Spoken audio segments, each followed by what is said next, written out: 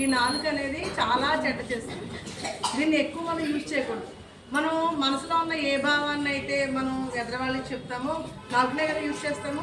అయితే ఈ మాట అనేది మన లైఫ్ని చాలా తీర్చిదిద్దుతుంది. మనం ఉన్నతంగా తీర్చిదిద్దిన అధపాతాళానికి మనల్ని క్యారెక్టర్ని కింద పడేసిన ఈ నాలుకే. మనం ఏం చేయాలి, ఎప్పుడైనా ఏదైనా మాట్లాడేటప్పుడు ఆచితూచి మాట్లాడాలి.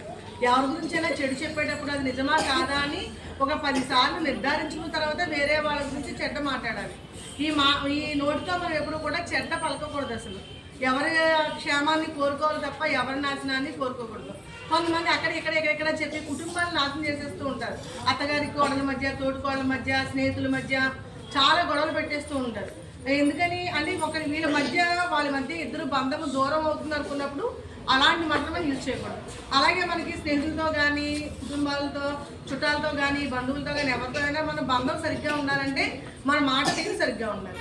అలాగే మన స్నేహితులు ఎక్కువ కావాలనుకుంటే మన మాట తీరు సరిగ్గా ఉండాలి. మాట తీరు సరిగ్గా లేకపోతే మనకు సమాజంలో కూడా మనం ఎవరితోనూ స్నేహంగా ఉండలేము. ఎందుకంటే మన మాటతో ఎవరిని బాధ పెట్టకూడదు.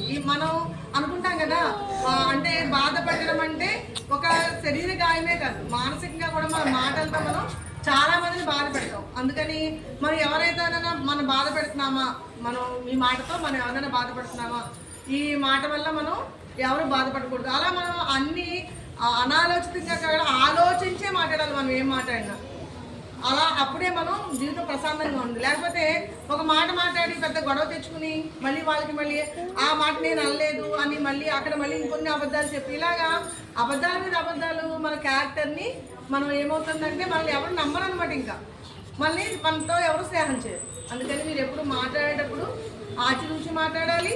అలాగే అబద్ధాలు మాట్లాడకూడదు, ఇక్కడ చెప్పకూడదు, ఎవరి మధ్య గొడవలు పెట్టకూడదు. అలాగే ఉన్నట్టుగానే చెప్పాలి. కొంతమంది చాలా గొప్పలకి అంటే ఒకదానికి ఒక 10 వేసి చెప్తూ ఉంటారు. లేనట్టుగా లేనిది ఉన్నట్టుగా ఇలాగా అది సహజంగా వాళ్ళకి అలవాటు అయిపోతుంది అబద్ధం చెప్పడం. అసలు అబద్ధం అనేది ఎప్పుడు చెప్పకూడదు. మనం ఎప్పుడు చూడండి ఒకటి నేర్చుకొని మీరు మనం ఎలా ఉన్నామో మన జీవితాన్ని అలాగే ప్రజెంట్ చేయాలి. ఎవరికైనా నీకు ఏది ఉందో అదే చెప్పాలి. మనం లేని ఉన్నట్టుగా మనం చాలా గొప్ప తెచ్చుకోవాలనుకోకూడదు. అందరూ ఈ ప్రపంచంలో అందరూ కూడా బాధపడేది అక్కడే, సమస్యన్నీ వచ్చేది ఈ మాటతోనే. అంటే లేదు ఉన్నట్టుగా చెప్పడం, ఉన్నది లేనట్టుగా చెప్పడం, అలా చెప్పడం మూలంగానే సమస్యలన్నీ చుట్టుకుంటాయి. అందుకని మనం ఎక్కువ మాట్లాడకుండా ఉంటే, తక్కువగా మాట్లాడితే మన సమస్యలు చాలా తగ్గించుకోవచ్చు. మన సమస్య ఎలా వస్తాయి, అసలు ఒకళ్ళ మధ్య రిలేషన్ ఎందుకు పాడవుతుంది, ఒకళ్ళు మనతో ఎందుకు కొట్లాడతారు, మనల్ని ఎందుకు ద్వేషిస్తారు, కేవలం మన మాట తీరు వల్ల, మన మాట వల్ల. సో అందుకని మీరు అందరూ ఎప్పుడు గుర్తుపెట్టుకోవాలి, మాటలు తక్కువగా మాట్లాడాలి, ఆలోచించి మాట్లాడాలి. ఎదరవాళ్ళ చెడ్డ గురించి 10 సార్లు ఎవరికి చెప్పకూడదు. నిజంగా నువ్వు మంచి స్నేహితుడు అయితే వాళ్ళ చెడ్డ నువ్వు ఇలా ఉన్నావు, ఇలా ఉండకూడదని డైరెక్ట్గా వాళ్ళకే చెప్పాలి.